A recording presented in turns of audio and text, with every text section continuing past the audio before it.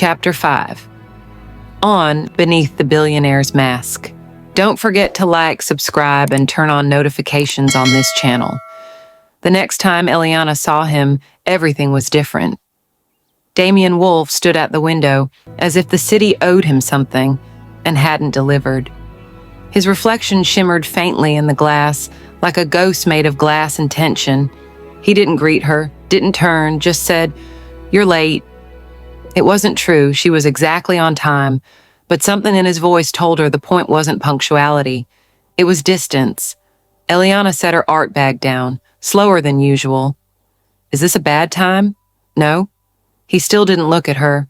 The shift was subtle but quick. He was wearing a black button-down this time, sleeves unrolled, collar stiff. Everything about him, his posture, his tone, his silence, felt colder, more deliberate. She stared at him. "Something wrong?" "No." That word again, flat, final. She crossed her arms. "Are we going to pretend yesterday didn't happen?" He turned finally, eyes unreadable. "Yesterday you were here to work. Let's not confuse that with anything else." The words landed like ice against her skin. It wasn't just his tone, it was the way he disappeared behind it, as if the man she'd glimpsed before, the one with the laughter and the shadows in his chest, had packed up and left overnight. Her voice stayed level. "Fine, let's work." 20 minutes later, she drew in silence. Damian posed, but his body language had changed. The looseness was gone. His eyes kept flicking to the sketch pad, like he was trying to see what she was hiding in the lines. Elena didn't ask him what was going on. She wouldn't beg for warmth, but she felt it, the wedge, cold and precise. And it hurt, even though she hated that it did. Mid-sketch, he broke the silence. "Ever thought of showcasing your work beyond those street festivals?" Elena blinked. "You've done your homework, I see." He didn't deny it. "You belong in real galleries, high-end spaces where collectors pay more than $50 a sketch." "I belong," she said, "where I'm not being turned into someone else's project." His expression flickered, just for a second. "This isn't charity," he said. "There's an opening at the Fulton Gallery next month. I could get you a showing." She stared at him. "Why would you do that?" "Because talent like yours deserves to be seen." She narrowed her eyes. "Or maybe you think you can buy absolution by throwing me opportunities." His jaw tightened. "If you don't want it, say so." She wanted to throw something at him, not because he was offering, but because she couldn't read his motives anymore, and that made her feel like a fool. "I'll think about it," she said calmly. Earlier that day, Wolf Systems' executive office. "Sir, are you sure you don't want me to investigate the email?" asked Felix, Damian's head of security, hovering just inside the glass-walled office. Damian didn't glance up from the digital display. "No," Felix frowned. "You think it's a bluff?" "I think if someone wanted to hurt me, they wouldn't send vague riddles. And if they wanted to distract you," that got his attention. Damian looked up. "From what?" Felix hesitated. "That's what worries me." The billionaire waved a hand.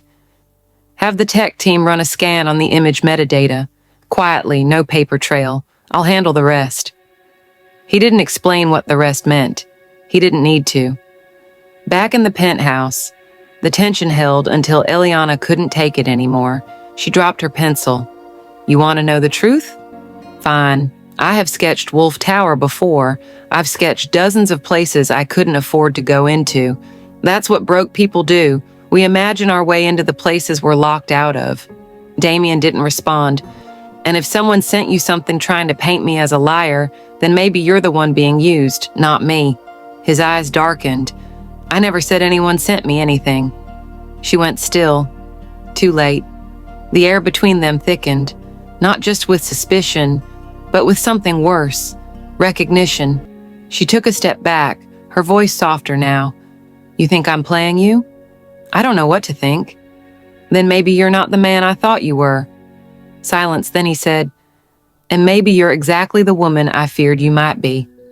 Her throat closed, but she didn't cry. Wouldn't give him that. Elena packed up her sketch pad, each motion stiff with anger.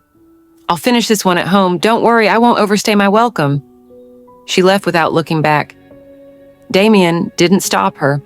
But as the door clicked shut, he whispered something too quiet for anyone else to hear. Neither of us ever belonged in the same frame. Eliana slammed her apartment door shut, not caring if the noise woke her neighbors. She dropped her bag to the floor, her sketchbook half sliding out. For once, she didn't bother tucking it away.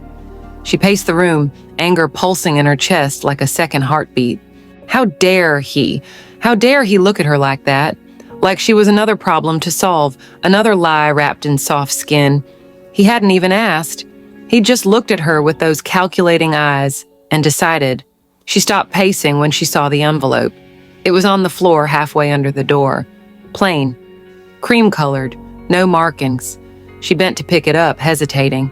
Her hands were still shaken, though whether from rage or fear she couldn't quite tell. No return address, no name, just a single sentence, handwritten in thin, careful strokes. Stop painting him before it's too late. She heaved. There was no signature, no hint of who it came from. But the moment she read it, her stomach twisted into a knot of cold recognition. Someone was watching, not just Damian. Her. Stay with us for more amazing episodes on this story. Don't forget to like, subscribe, and turn on all notifications on this channel. Thanks for watching.